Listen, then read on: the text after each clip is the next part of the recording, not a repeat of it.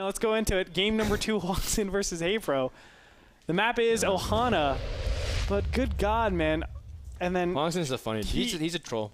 You have no clue how big of a troll this guy is. I've talked to him in the past, but yeah, I probably don't know. Like, that's the thing. Koreans, they have, like, the most manners, right? You always see Koreans as being very humble. And proper. Super proper. No, like, every single one of them. I meet Puma. He's the biggest troll, too. Like, the biggest troll. Actually, I was so mannered to Puma. Puma's a pretty big troll, too. I go up to Puma at IPL4. I go, oh, Team Liquid Hero, hello. I go, you Team Liquid Hero, right? Yeah, he goes, yeah. It's like, oh, big fan. Love your Protoss. I was like, shame about NASL Season 2 finals. Yeah. You weren't able to take it. I was really hoping you would, man. I really don't like Puma. Yeah. And Puma was like, oh, yes. Oh, yeah. So be it. So be it. It's really man. funny because Koreans, no matter what, they know how to say like hello, thank you, and so be it. Those are like the 3 phrases that they know in English. But yeah, so speaking of HwangSin, he is, of course, the red Protoss in the top left corner, representing its Gosu, the North American team.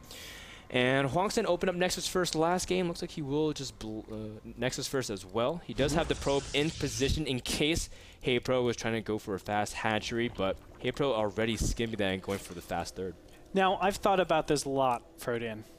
What if Protoss's, excuse me, Zergs start going 13 spawning pool? That sounds crazy, Instead right? of Why 14? would you give that up?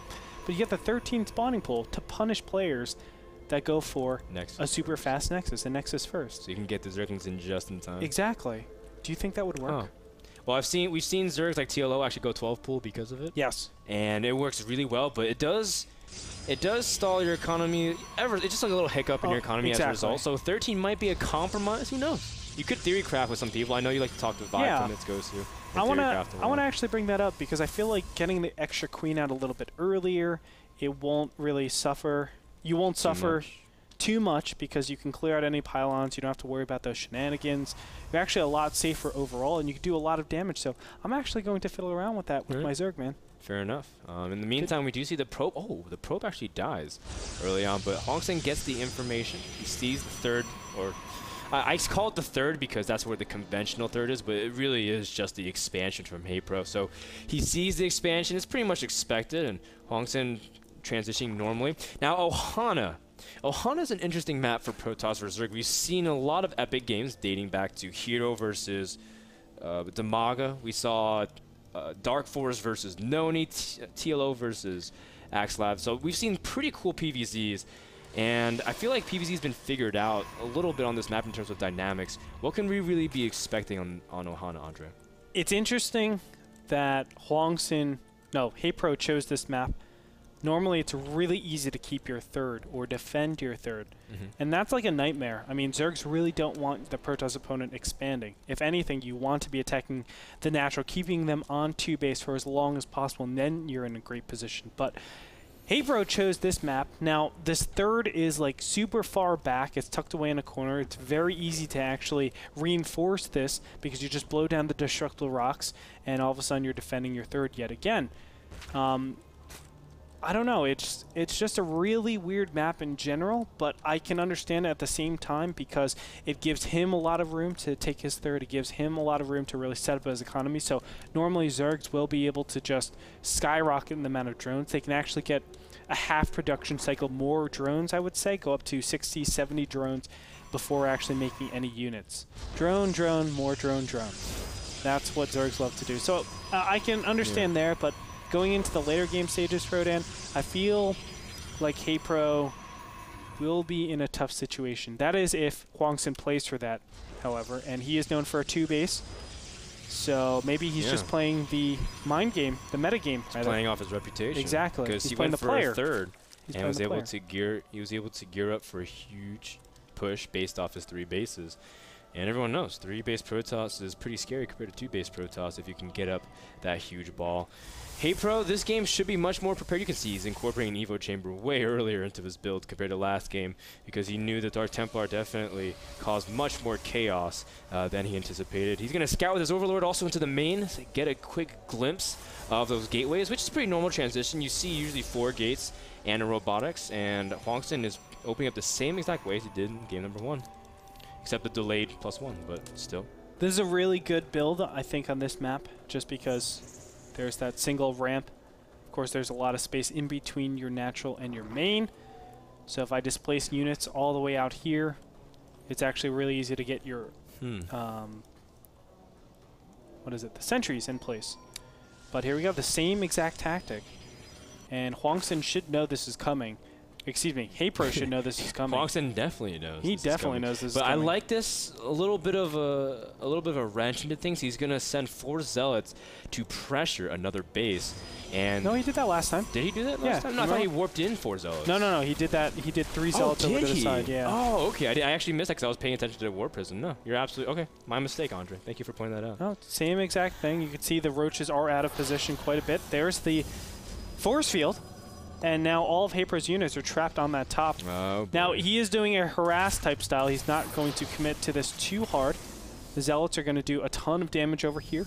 He needs burrow desperately, but burrow is nowhere in sight. Also has to not get his sentries surrounded. This is a good move by HayprO. And, HayprO also hold positioning his drones to try to catch up. But the Zealots also catch the Queen. And the force field is also going to continue on the ramp. A very nice play here from HwangSin, warping in only Zealots, preserving his gas count, and saving his sentries. HwangSin showing his micro.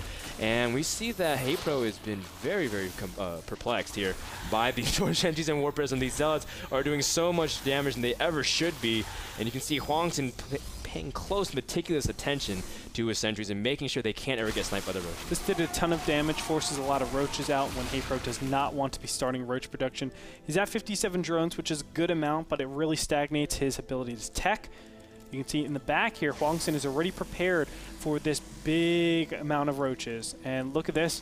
It will be a follow-up. I love this follow-up. He's really forced his opponent to overmake units. It stops his ability. Yeah, and you're absolutely right. No, our producer was asking if we wanted instant replay, but we're too busy focusing on the drop here back into the main. As you see that HwangSin, just doing some light harass again. Able to drop his sentries, force field to keep the roaches out and pick off a couple of drones. And we saw HwangSin just do this game number 1, just chip away at the drone count very slowly. He's killed 7 workers, but you can bet that that Warp Prism isn't done just yet. Look at the Spire in the bottom left-hand corner. This should have been started a while ago if he wants to deal with this Immortal switch, or rather the Immortal bust that is to come. But I think the Spire tech will be a little bit too late. HwangSin has geared himself up to be in a perfect situation to really take it to his opponent. I don't see HayprO actually coming back from this. 20 Zerglings in production. The Spire tech is so close to be finishing, but it's not going to finish in time. And here we go, the big engagement. A lot of Overlords are exposed as well, shutting down HayprO's ability to really macro. Even if the Spire finishes, will he have enough supply room to even make units? The roaches get in, and we see that the sentries are getting sniped slowly. A little bit of lag, but in the end, HayprO, where are your units? He doesn't have anything really here to face off against the Protoss army. He just doesn't have enough gas to do this Muta switch. Oh, man. And now that there's just no units on the ground, the Stalker count will be enough to clear up any amount of Mutas. There's enough remaining units as well, whether it be Immortals or Sentries, to deal with any ground units. And HwangSin is going to take it to his opponent, and there it is. GG, ladies and gentlemen. HayprO will tap out. HwangSin will take it by a score of 2-0. Yep, HwangSin, it was a really good job by him. It's a really important win for HwangSin as well. It's the first win in his division, so now he finally climbs up the standings. HayprO still searching for his first W. Unfortunate for HayprO. I'm really sad for him because I think he deserves one, but I have to say HwangSin was just the better player overall. I think the build preparation wasn't there. That's a pretty common build to do, so I'm really confused why there was, I don't know, I guess so much confusion with that. Normally we'll see spine crawlers being set up over there at the ramp just to stay safe against something like that. You will push for a fast burrow, something along those lines, but I feel like losing to that twice in a row, just really weird. Really weird. Yeah, you should have been able to, I mean, he's trying to adapt because he probably expected even DTs or something, but you can see the Evo Chamber was the adaptation, but in the end, HayprO was taken out by HwangSin 2-0. Guys, thank you so much to the sponsor of that game, GameMinder, for providing the smartphone application to let you know about upcoming NASL broadcasts as well as your upcoming game demos or even game releases. Like a lot of cool games are coming out this month. Diablo 3? Yeah. That's Well, cool. Can't wait. I can't wait till that release, especially. We are going to be the biggest degenerates in the world. I can feel it right now. We're just going to farm more and gold. then go farm. cast, and then you guys will like, we'll have like super baggy eyes. And be like, What is this game?